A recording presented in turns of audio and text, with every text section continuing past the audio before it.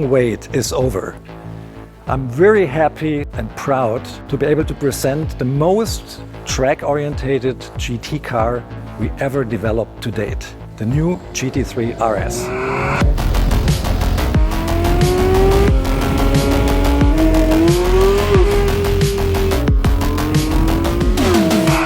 One thing when you first look at the car is very obvious. It's all about aerodynamics.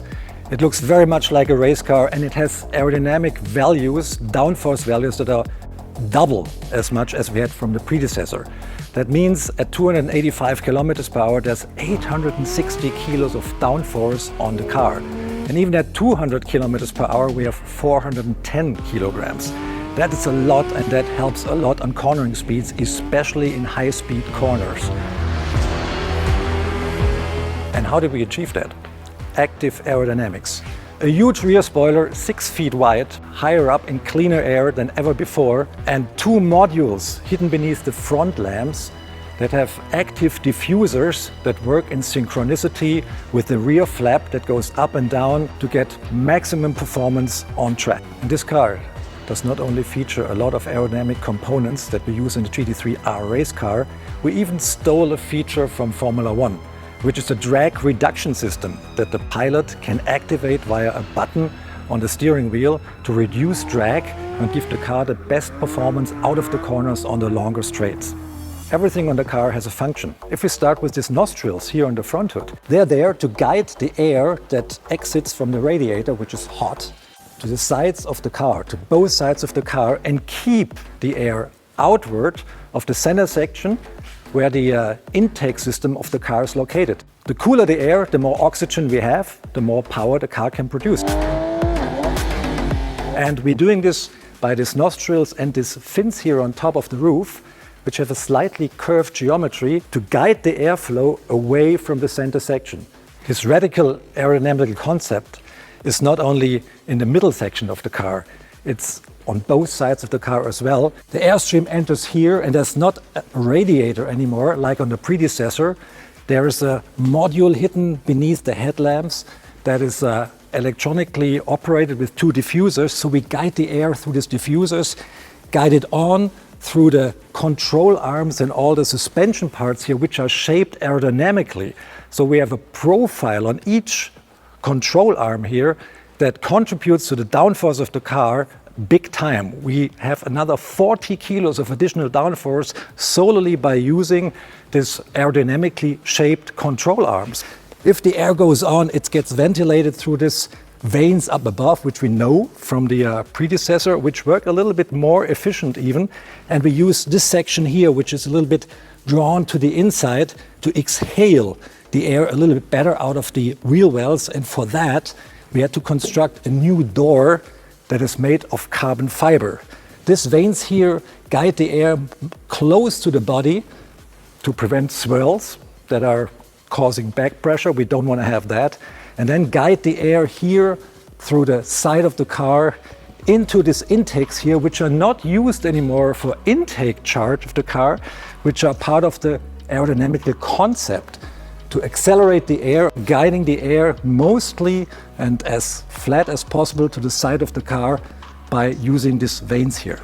And that's not everything. There's a lot of air entering in the front, underneath the front splitter. The whole under construction of the car is full of vanes and guiding flappers to get the best aerodynamical results. A lot of speculation was going on what kind of engine would be in this car. It's a 4-liter flat 6-cylinder engine, normally aspirated. It has 525 horsepower, so that's 15 more than on a GT3. How did we do that? Different camshafts, different setup, and the camshaft has higher overlap, creating more ferocity in the revving up dynamics, more power at high RPMs, which is a 9,000 RPM red line. And made it to this fire-breathing engine is a PDK gearbox, quite typical for an RS variant because it's really quicker on the track.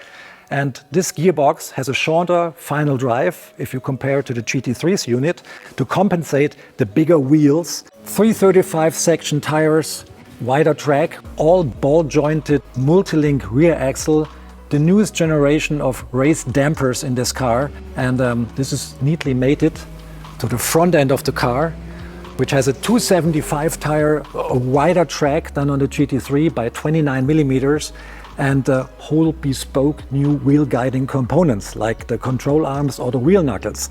We have a deeper pivot point here, so that gives us kind of an anti-dive system to the car that enables us to keep the car always at the same pitch, including under very hard braking. So that means that the distribution between the front downforce and the rear downforce on the car always stays the same, and the car is very controllable because there's no shift in downforce on the car. This car here has a 410mm PCCB brake system, which we know from the predecessor and which is superb on the track and on the street. As standard equipment, the car comes with a steel rotor, which is revised and enhanced over the ones we use in the GT3. The steel rotors are thicker to create more longevity on the track, and the rear calipers on this car have a different piston diameter to get even more stopping power from the super wide rear to create the best stopping times and stopping distances I think we ever had on any street car in Porsche. On the quest for maximum brake performance, we have aerodynamical aid here as well, because we can influence this rear wing, which folds up as an active air brake. So we create more resistance, more wind resistance to the car under hard braking, which even decreases the stopping times and makes stopping distances a lot shorter. There's another trick we have up the sleeve.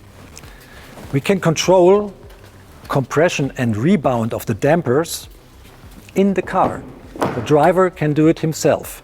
It's really very neat. You don't have to go underneath the car and play around with damper settings there. You can do it from the cockpit. We have these satellites here on the steering wheel where we can influence compression and rebound for front and rear axle. By turning the knobs, which are mirroring the same position than the satellites here, you can adjust rebound more or less front and rear and can create your own individual setup. But the PASM system, the damper control, is not all you can do here. There's another button here that says ESC TC, that's a traction control. By push of that button, you get another screen and you can adjust the traction control to your liking, and you can even turn it completely off. Another thing you can control here is the electronic rear differential. You can influence the values for coast and power to your liking. Very good if you have damp conditions or if you have a bumpier road, and you can influence the car's behavior upon braking and exiting the curve by a big time here. There will be a YOUCAR package as well available for the car. Traditionally, the YOUCAR package shows off more carbon fiber than this non-YOUCAR variant here. That means the front lid is carbon fiber, visible carbon fiber, the roof is visible carbon fiber, and for most markets we offer a rear roll cage made of carbon fiber as well, which is in itself 6 kilos lighter than the steel variant. Another goodie here for the YOUCAR package is you can order the car with magnesium forged wheels as well, which shave off another 8 kilos of the car's overall weight, which in its lowest spec is 1450 kilograms, which is quite a low figure for a car like that, for the size of the car and for all the technology involved. So that rounds it off. I think we have the most hardcore GT variant to date standing here behind me, and there's so much technology and innovation going on, not only to make the car faster, to make it more fun to drive as well. I love to drive it, especially in the high speeds corners on every given track. It's mind-boggling what this car can do. It's so much fun, and I really love to drive it, and I'm absolutely sure you will love it too.